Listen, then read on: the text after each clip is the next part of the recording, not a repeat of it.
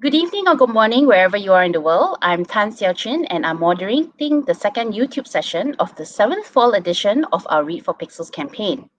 Through Read for Pixels, the Pixel Project is collaborating with 12 award-winning best-selling authors to raise awareness about violence against women and to raise funds for the Pixel Project to keep our efforts to end violence against women alive and kicking. We'll be telling you more about the Read for Pixels fundraiser, which has lots and lots of exclusive author goodies a little later in this session. And you can find out more about the Pixel Project by visiting www.thepixelproject.net. Now today, we have a very special guest for our live Read for Pixels discussion and Q&A session, the fabulous mystery crime author, Kellye Garrett. And here she is. Hi, Kellye. Hi, how are you? I'm good. Welcome to Read for Pixels. Thank you for having me. Oh, it's our pleasure. And for the audience out there, as some of you might know, Kellye's debut novel, Hollywood Homicide, about a semi-famous, mega-broke black actress turned private investigator, won the Anthony, Agatha, and Lefty for Best First Novel. It's also one of BookBub's top 100 crime novels of all time. And her second novel, Hollywood Ending, was featured on the Today Show's Best Summer Reads of 2019 and was nominated for both Anthony and Lefty Awards. She also serves on the Sisters in Crime's National Board. Now, Kellye has generously donated some super exclusive goodies to the stash of author treats we have up as perks for donors at the Read for Pixels Rally Up fundraising page. And they are one signed and personalized paperback edition of Hollywood Homicide, and there we go. And that's unfortunately that's only available to donors in the US. So guys in the US, come and get it. And the second goodie is a critique bundle, but this is available to donors worldwide, so that's awesome. And this bundle includes one written critique of up to 1,000 words of the first chapter of your work in progress, and one round of up to 3 follow-up questions via email with Kellye after she has sent you her critique. Now, Kellye's goods are up on our fundraising page, but you better hurry up to donate to get it because she only has one of each type of goodie available. And once someone gets it, it's gone. So please do give generously. All funds go towards the Pixel Project's work to help end violence against women. Now, if you're watching this session on YouTube right now, you will also be able to ask Kellye questions live. Just make sure you're logged into your YouTube account so that you can type your questions into the chat box to the right of the YouTube screen, and Anusha Kandasivam, who is today's producer and chat box moderator, will relay them to me to read out to Kellye to answer. And now, Kellye, I believe you'll be reading for us from a yet unpublished book of yours? Yes, I do. This is a work in progress that I'm working on. And it's a bit more serious. It's more like a domestic suspense thriller type book. So, and I'm not, instead of talking about it, I'm just going to read it because it's the first chapter. All right. Okay, so I'm going to put you. I love you. I'm going to put you fully on screen. Okay. Okay. Here you go. All right. So here we go. I found out my sister was back in New York from Instagram. I found out she died from the New York Daily News. Her post was just as attention-seeking as their headline. Hers came at midnight. Look back at it. Hashtag birthday, hashtag 25, hashtag home, hashtag NYC, hashtag grown folks business. All over a behind the back shot of her in nothing more than a black slip dress and no bra. The article came less than 12 hours later. Former reality star Desiree Pierce found dead in lingerie in Bronx with cocaine. I'd come straight here to where they found her as soon as I'd seen the article. Why? I don't know. Maybe to confirm it was real. Maybe to get one last glimpse of her even though I knew her body was long gone. Maybe to apologize to the ether for being as shitty a sister to her as she'd been to me. Whatever the reason, I'd come to this particular playground in the Bronx on autopilot, the place my sister had come just hours before. Former reality star Desiree Pierce found dead in lingerie in Bronx with cocaine. I hated it, for what it said, for what it represented, for what it really meant. That Desiree was gone, I hadn't said goodbye. That I hadn't said anything at all to her in the past 2 years. Because I was too stubborn. Because we were too stubborn. The fact was that I felt alone since the day we stopped talking. And now I was. My left wrist itched. I rubbed it, desperate for my feelings, to go away. You okay? The voice was male and a stark reminder that I only felt by myself. Desiree had been the one who'd been up here alone.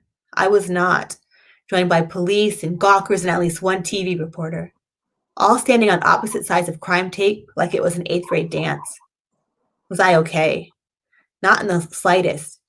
I wanted to ignore the question, just like I ignored the trickle of sweat rolling down my cheek. It sure felt better than tears. I'm fine, I finally said automatically, not even giving him a glance. Former reality star Desiree Pierce found dead in lingerie in Bronx with cocaine. Desiree would have hated the headline too. The use of the word former as much as the use of the word dead. And the mention of what she wore but not who she wore would have annoyed her more than mentioning the cocaine. The last time we'd actually spoken, she claimed she stopped using. You sure you're okay? The same voice again.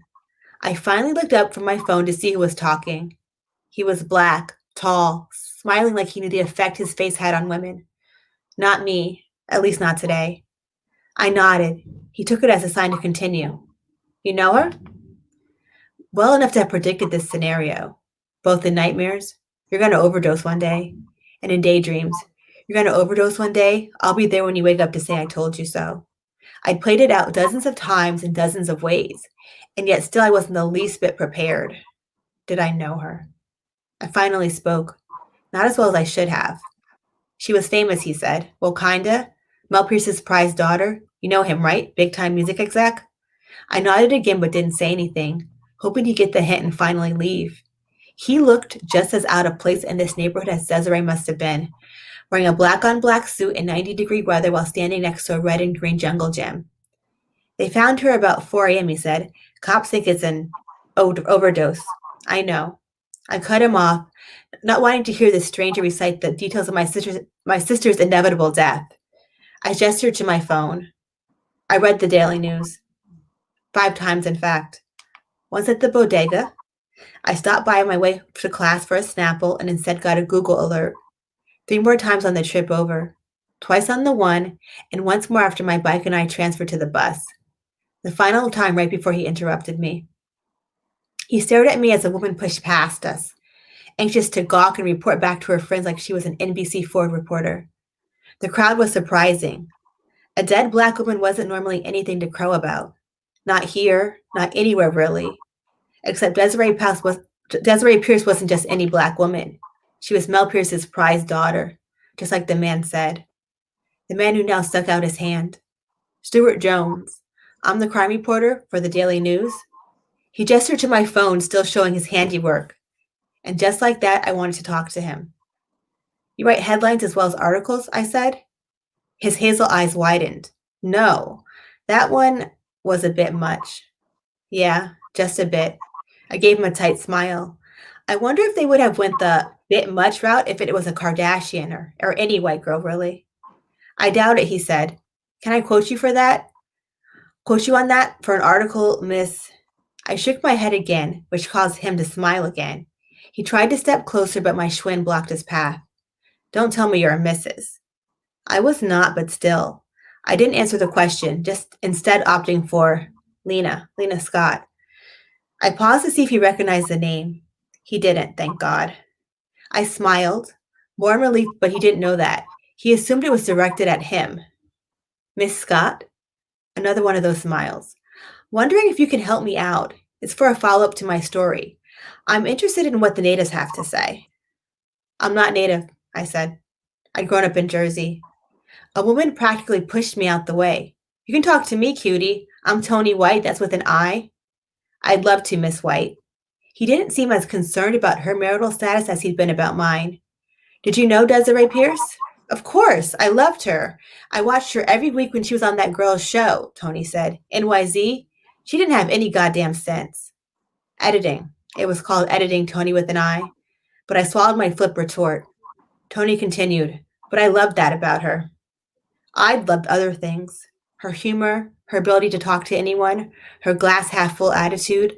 The problem was that it was usually a glass half full of vodka. It was why I had decided to love it all from a distance. And now I wish I hadn't. She had so much potential, Tony said, and at least that was true. Tony sucked at her breath as if trying to keep it together. To see her now just left abandoned in some filthy-ass playground. Tony started sniffling. I looked up just long enough to see if she'd actually start to cry. Her eyes were as dry as my sex life. I looked back down. She was beautiful. Too beautiful to die, Tony finally said through attempted sobs, as if ugly people got first dibs on tragedy. Too beautiful to be assaulted like that. My eyes jumped to the two of them, the throbbing in my wrist back with a vengeance. She was raped? I could barely get the words out.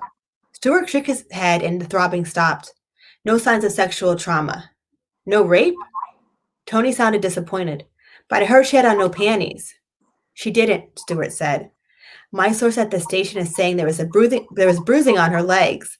They don't know how it got there, but they're working on it. So am I. He watched me as he spoke, his chest puffed out like he was Superman sent to save the day. But it was too late. My sister was already gone. What about drugs? That was Tony again. She must have really been needing a hit to come all the way up here to score. I sucked in a breath. Tony was working my nerve like it was a street corner. I couldn't take it anymore. I had to speak, had to jump back into the protective big sister role I'd long since vacated. You know that's some bullshit, Tony, I said. There are better places to get coke in the city, so I heard. From Desiree, in fact. She didn't come up here to score drugs. Not if she was coming from Manhattan. I stared Tony down like a bully in 5th grade, and she didn't say anything, just looked away. And for the first time that day, I wanted to smile. It felt good to know the urge to have Desiree's back was alive and well, even if she wasn't. It felt better than the shock and the anger, the guilt and the sadness, the everything I've been fighting off all morning like a common cold. So I kept at it. She was last seen in Manhattan, right? I said. Stuart nodded. Soho, Omni Hotel rooftop bar. Latest hotspot, I said. Yeah, you haven't been? As a rule, I don't travel below 110th. Look, if a reality star. I made sure not to use the word former. With a rich father is going to get her hands on some coke, it would be at the hottest spot in Manhattan. A miffed Tony grabbed Stuart's arm to get the attention back on her. Police said she overdosed, she said. But if she didn't come up here for drugs, then why come up here at all?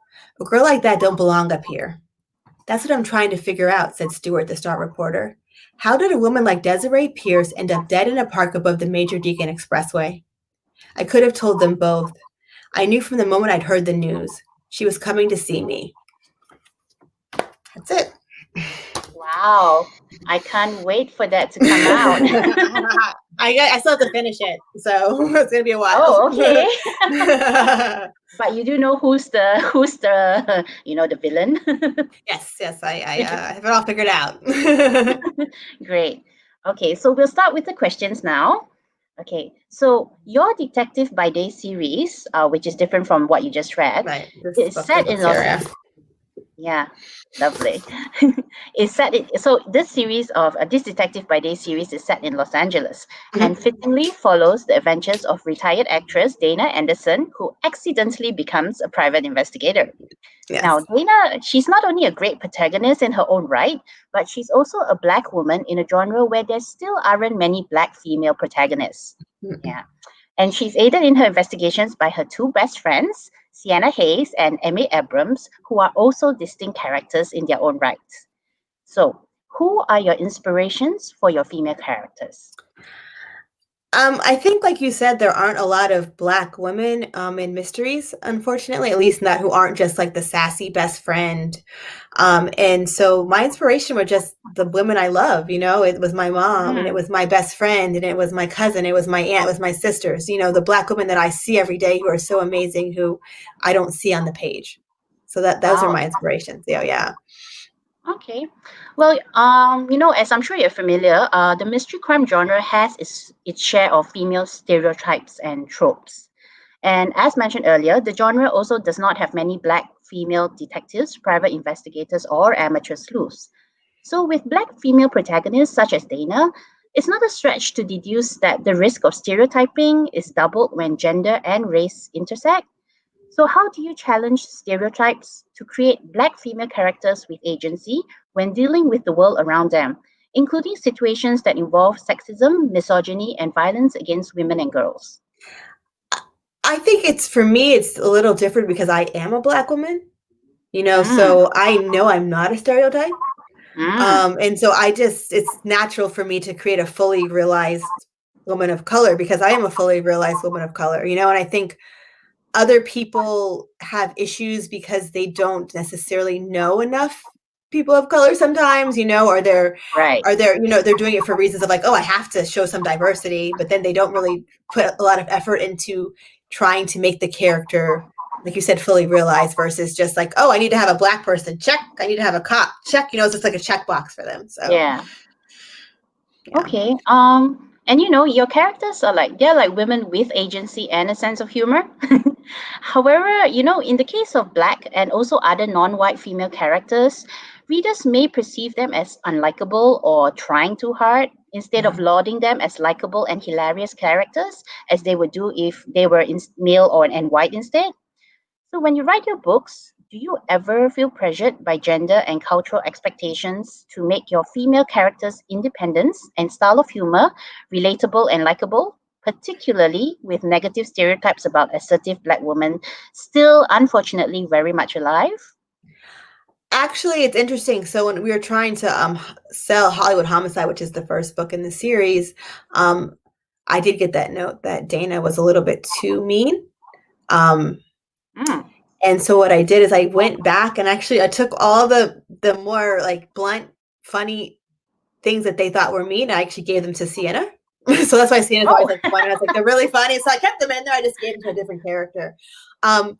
It's so tricky because, like you said, there's such a stereotype, but to me, like Black women are strong. I'm not saying we're not just strong, but we're very strong. We're the backbone first. Pretty much in America, I feel like we're the backbone of society. Like the joke is like Black women are going to come and save us. Like even with the election, you're like that's like the joke.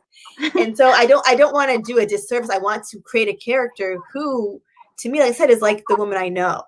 So she's not going to react to a situation in the same way that, maybe a white character might react, and she's also not going to be treated the same way on the page, as a white character would be just because she's a Black woman. And I want to stay true to that, and it's not just because I write my books for everyone to read, but I especially want Black women to see themselves on the page. And I think that was like the biggest compliment I've ever gotten about one of my books was that, because my books aren't race books.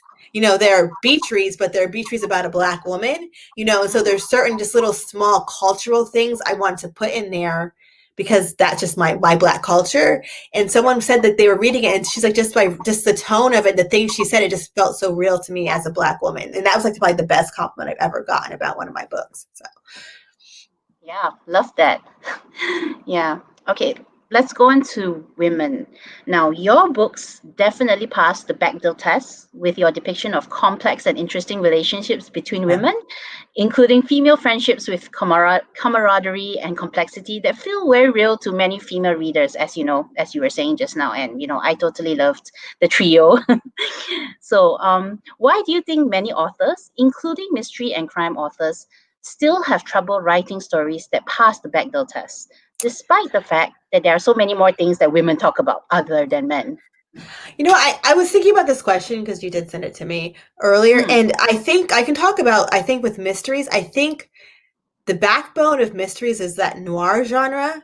And the noir genre is a little darker, and it's a trope of like you have like the lone wolf male PI, and he has like the femme fatale sexy woman who of course wants to have sex with him, and so and noir comes from a different time period. That was like 60s, and when that was a little bit more not accepted, but just that was just the way it was. But I think a lot of men, especially now, still love that genre. They still want to write noir, and so like I was just reading a book by an author I loved, and like of course the male character, every woman wants to sleep with him, like every woman, and it's like because that's just like I think because it's so focused on the male, and even with the idea of violence against women, it's so the male can be the hero and save the woman.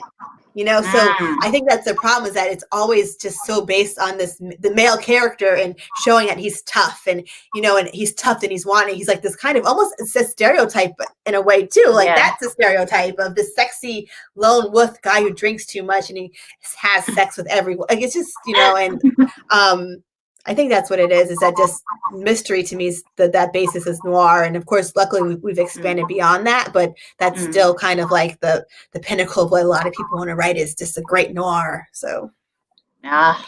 Okay. Well, so what can you suggest for writers who want to write female conversations and relationships realistically?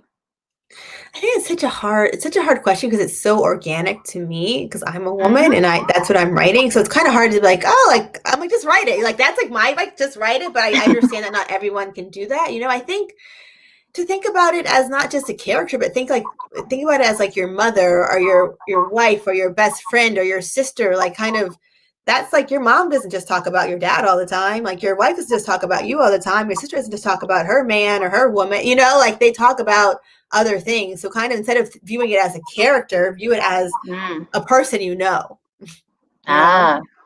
Okay. So. Well, we have a comment from the audience. So Aubrey Hamilton says, before noir, there was the traditional mystery where the puzzle was most important, not the characters. And, you are indeed spot on for that particular kind of mystery. And Aubrey also says, she's delighted to see you here, as you are an important new voice in the mystery world. Yeah. And I think she's right in the traditional mystery. That's like Agatha Christie. That's a woman who wrote those, but I don't necessarily think a lot of men want to be like Agatha Christie, unfortunately. They're like Raymond Chandler, so they want to be like, so and I think even nowadays traditional mysteries are mostly written by women, and I think that's why it doesn't get as much respect. Like cozy mysteries, traditional mysteries, these lighter weight amateur detective novels don't get as much respect. It's because mostly women write them. So. Yeah, and you would think that people would have taken a note from the fact that Agatha Christie is like one of the top sellers throughout all these decades, right? Yeah. So. Well, we also have a question from the audience. So Misty306, hi Misty. Misty is one of our regular, audience members. Hi Misty. So she says, do you believe that detectives are disproportionately represented based on sex and gender and race and ethnicity? Yes, I do. I think traditionally it was that male character. Even though you have your Agatha Christie characters, it was the male characters. And then in the 80s, Marcia Muller and Sue Grafton and Sarah Paretsky came around, and they were kind of broke the barrier for having women PI characters. But there weren't Black women, especially. There weren't a lot of Black males. Then Walter Mosley came around, Gar Anthony Haywood, Gary Phillips came around, and they had Black male PIs. And then finally in the 90s, Barbara Neely came around, Valerie Wilson Wesley, Eleanor Taylor Bland, of having Black women. But what happened is there was kind of like this just boom of Black characters in the 90s because of Walter Mosley and a woman named Terry McMillan, who writes contemporary. Right. And then, but I think out of all the women that were published, Black women that were published in the 90s with their mysteries, I don't think any of them still publish those series, And so whereas, now we still have a lot of white women who have a lot of great books and things like that. We kind of, it was a trend. It was very trendy. And then it kind of went away, and I think now I'm part of this generation, me and Rachel Housel Hall and Alexia Gordon and Cheryl Head and Patricia Sargent and Valerie Burns and so many other people.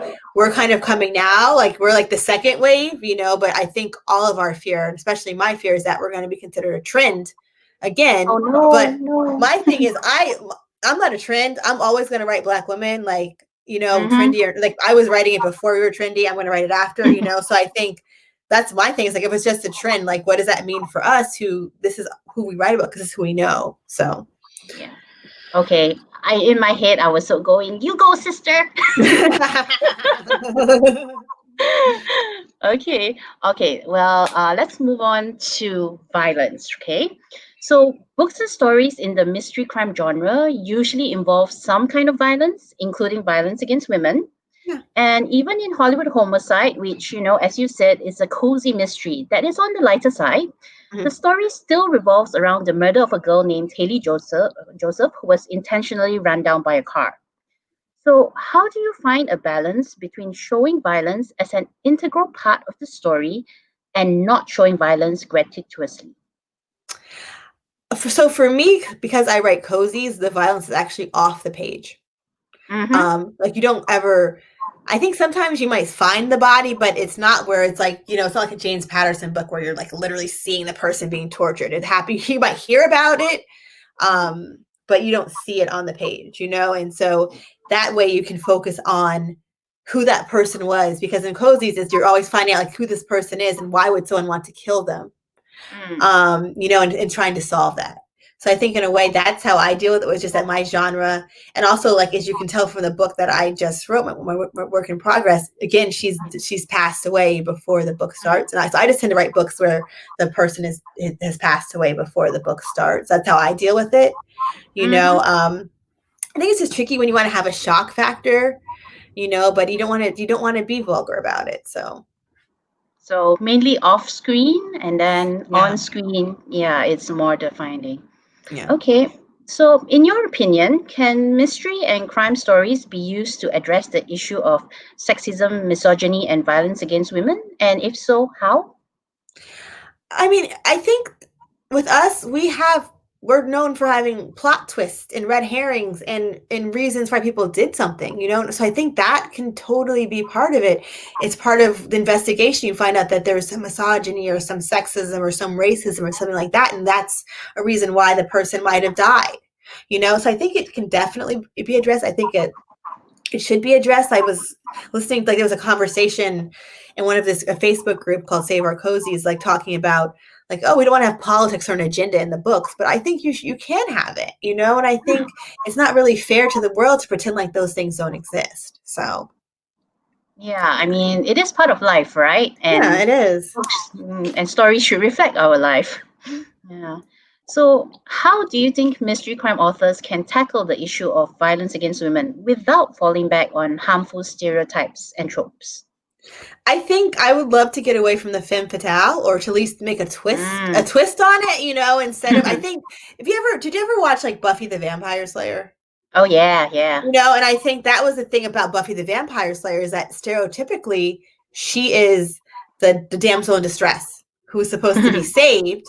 And she's like this cutesy blonde cheerleader. But the twist is that she actually is the one who's saving people. So I think if we have it's to kind of take, even if you take that stereotype, to kind of put that Buffy type of twist on it, where it's something that's not expected, like, oh, she's definitely going to sleep with the guy and she did this, and she like put a twist on it. So I think that's what it is. Just take it and do something different, please.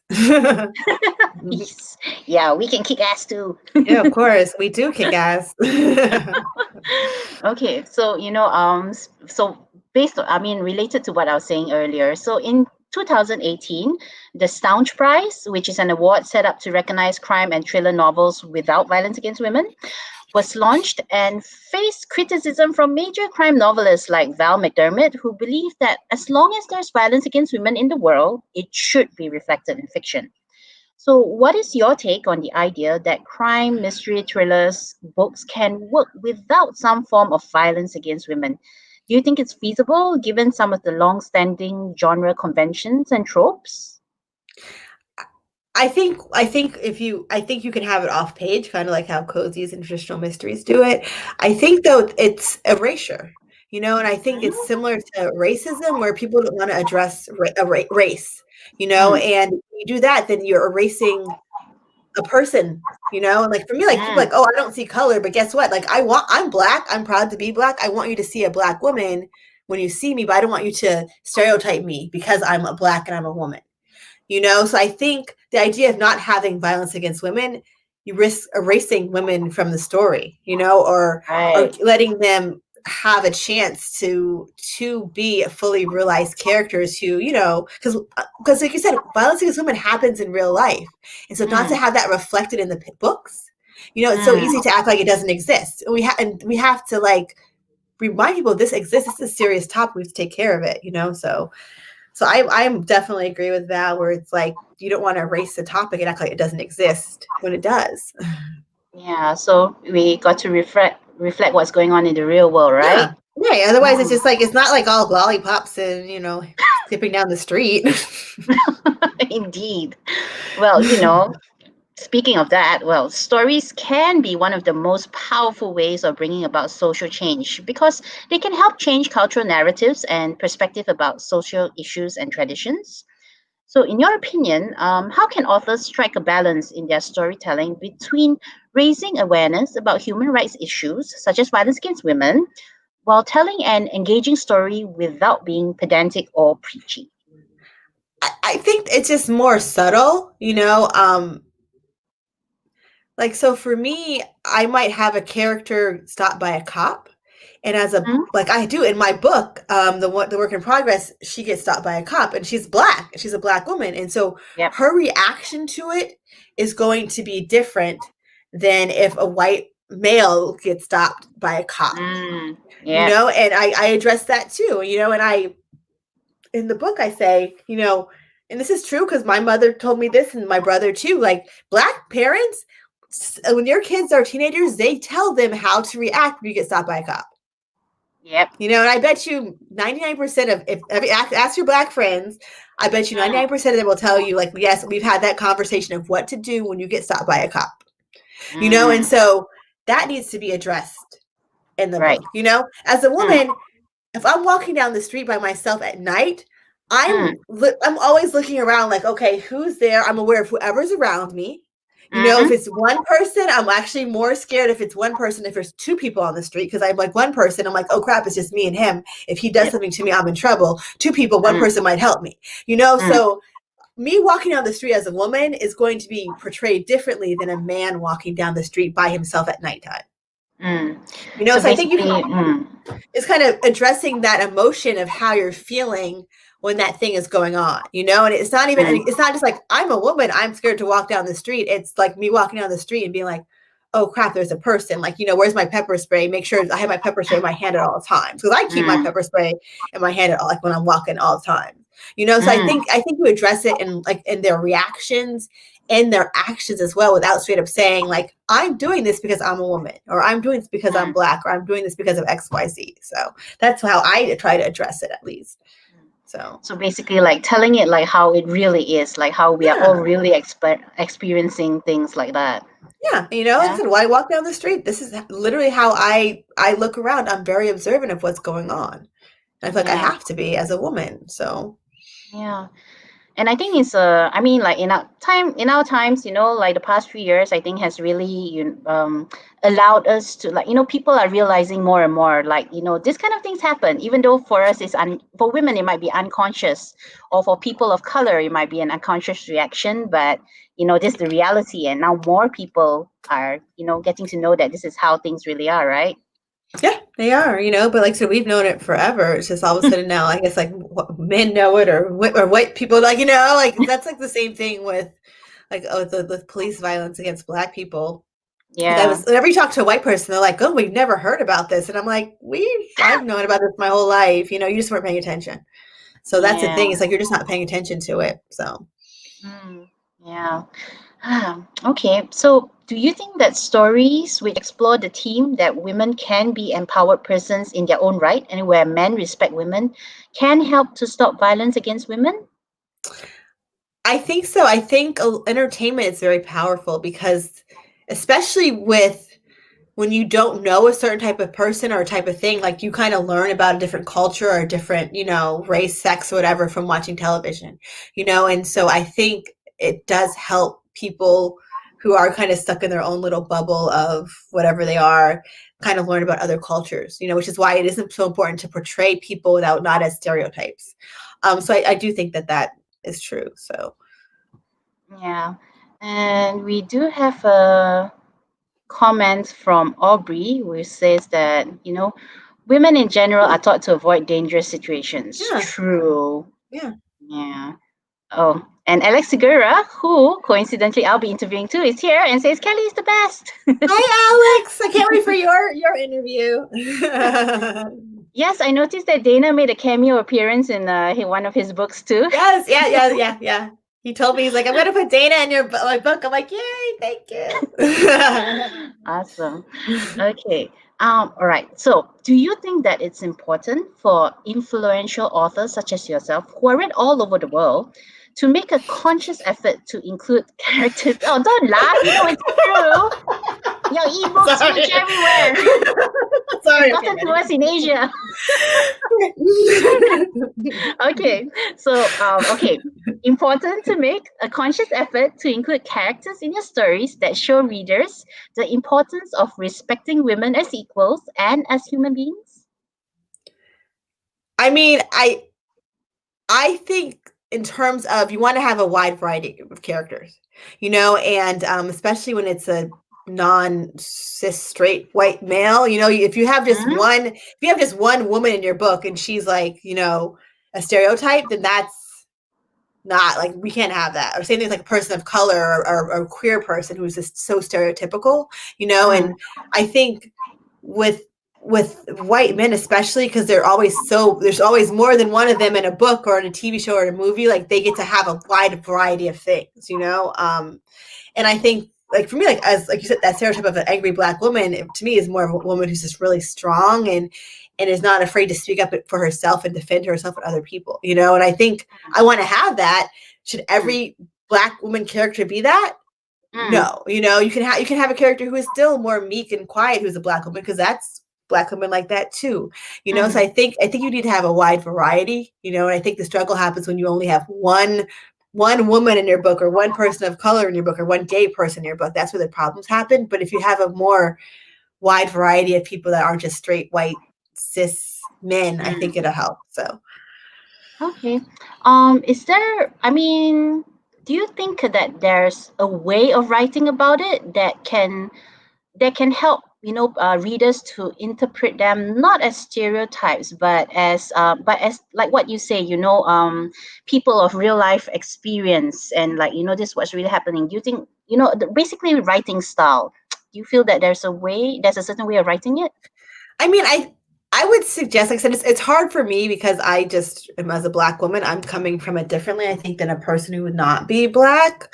Yeah. Writing people of color, right? Black people. I think I would suggest you just take what you think your stereotypes are, and then try to figure out how to go away from that, but at the same time, you don't want to go so far away that the person doesn't feel like a realistic person. I think that's what happens too, is like, they want to have, like with Black people, they want to have, like, to show that they're not all like, stereotypical hoods and this and that. And so they make them like these like cops who are just perfect. And like, that's not an interesting character too. Like, you want to have some kind of a real person, so each person has, if you think about, like, me, I have good things about me, I have bad things about me. That's like everybody. And so I want you kind of look at that for every character. Like, what's the good thing about this person, and what's kind of flaws that would annoy their parents or their significant other or their friends, like, and figure out how to kind of show that. So that'd be my advice. So I'm sure you have a lot of writer friends, obviously. Yeah. Like Alex. Yeah, like Alex. And do any of them, like, non-Black, writers come to you and ask you for advice about, writing about Black characters, and also about males writing about women? I get a lot of people asking me about writing about Black people. I get people wanting me to give them permission to write about Black people, which is interesting because it's never actually like a close friend. It's always like someone who's an acquaintance who wants me to be like, oh yeah. And it might, because it's so, especially in America, like, there's this big kind of trend lately called own voices, which is people of that culture writing about that culture. So like me as a Black woman writing about a Black woman main character versus a white person writing about it, whereas in the past, it used to be that they would kind of put more priority on like a white person writing outside of their own experience. Now they're actually putting preferences of a person writing within their own experience. And my things, I say, write what you love, write what you want to write, but also be open to the fact that you might mess up and that you might write a stereotypical Black woman, even if you didn't think you were. And if someone comes to you, if I come to you and I say, hey, you wrote stereotypical, I'm kind of offended by that, then you have to be okay with that criticism and don't get defensive about it. And I think a lot of people get defensive about it, which is where the problem happens. So. Yeah, well, yeah, sometimes they're a bit too precious about their work, yeah? Yeah. And I think, this is what I think it is. I think sometimes they feel like we should be thankful, like, oh, well, at least I tried. You should be thankful you tried. And like, no, I don't have to thank you for trying. Like, no, I don't. I don't have to thank you. It's like, yes, we're real people too, you know? Yes, exactly. So. Yeah.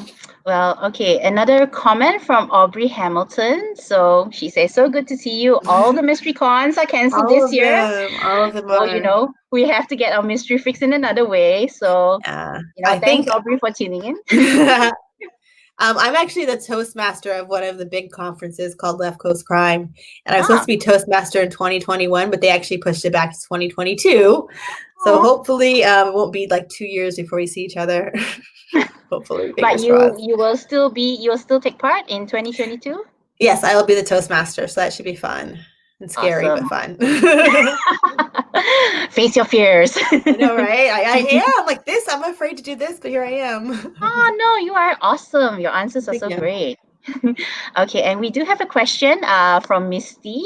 Have you thought about writing a genre crossover or a genre blending that is mystery with science fiction? I personally have not, just because like science fiction, like that idea of world building, I don't think I'm creative enough for that. I know with my first book, there's like a romantic subplot that an editor actually asked me to write a romance. So I think I do try to put like romance, like my subplots, like I'll have a romance subplot in my book. I'll have a friend subplot in my book. So I do try to put non-mystery subplots in my book. I think that's probably the extent of what I'll be doing with genre crossover. But right now, today, September 5th, 2020, I do not see myself doing crossovers just because I don't think I'm creative enough to do that. Some people do it really well, but right now I don't think so, but maybe one day. Yes, never say never. Never say never. Yeah. Okay, so coming down to our final question. So you have been so very incredibly supportive of our Read for Pixels campaign and our anti-violence against women work as a whole. So, okay, this might be an obvious question, but why do you support the cause to end violence against women? Because I am a woman, I have women friends, I have friends who've dealt with things like men pushing men who don't say no, and it's even if it's being a woman is as small as if a man asks me for my number and I say no, he might freak out on me because I don't want to give him my information. Like, like those are small things like that. I think when people think of women and like violence, they're like, oh, it's rape, it's murder, it's this and that. But when it comes to being a woman and dealing with men, there's also these really small things you have to deal with too. That I don't think men really realize.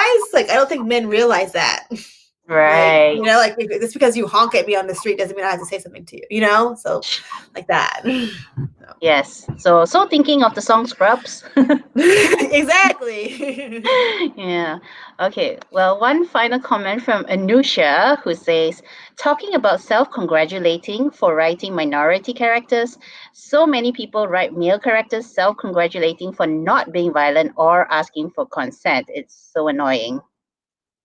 Yeah, it's interesting to see how they always try to he's nice to the woman, or he's nice to the black kid from the hood. Like, it's so interesting to see what they try to do to like show these tough guys or have a heart. Yes, it's like they think they need to get brownie points just for writing it. Exactly. So yeah. Well, so we've come to the end of our Q&A session. I'm going to put myself back on the screen. Yay! Hi, everyone. Okay, so thanks, Kellye, for your great answers. For having me. Really enjoying that. So before we go, I would just like to remind everyone that Kellye has generously donated some super exclusive goodies To the stash of author treats, we have uppers plus for donors at the Read for Pixels Rally Up fundraising page. And they are, and I'm afraid I made a mistake earlier. I'm so sorry. That's this one, right? But yes. So the first goodie is actually a signed and personalized paperback edition of Hollywood Ending. Yeah. That one. Second book. Not Hollywood Homicide, the first Yeah. one. Hollywood Ending, which unfortunately is only available to donors in the US. So, US people, please donate. And the second treat is a critique bundle, and this is available to everyone around the world. And it includes one written critique of up to 1,000 words of the first chapter of your work in progress, and one round of up to 3 follow-up questions via email with Kellye after she has sent you her critique. Now, Kellye's goods are now up on our fundraising page, but you better hurry up to donate to get it, as there's only one of each type of goodie. And once someone snaps it, it's gone. There are also plenty more other author goodies available from authors such as Kat Cho, Elwyn Hamilton, Mick Gardiner, R.J. Barker, Sarah Kuhn, and Kendar Blake, among others. And Alex. Yes, and Alex too. Alex Segura, and we will be releasing new goodies every week throughout September. So do check our webpage, which I will share now. Just give me a second. All right, there we go. And so please do come back and check our webpage regularly throughout the month. And so you can donate to get all the author goodies on Rally Up at http://bit.ly/r4p Rally Up 2020, and mind the case because it's case sensitive. And if you want to learn more about Read for Pixels, you can go to http://bit.ly/Read for Pixels. Do give generously, as all funds go towards the Pixel Project's work to help end violence against women.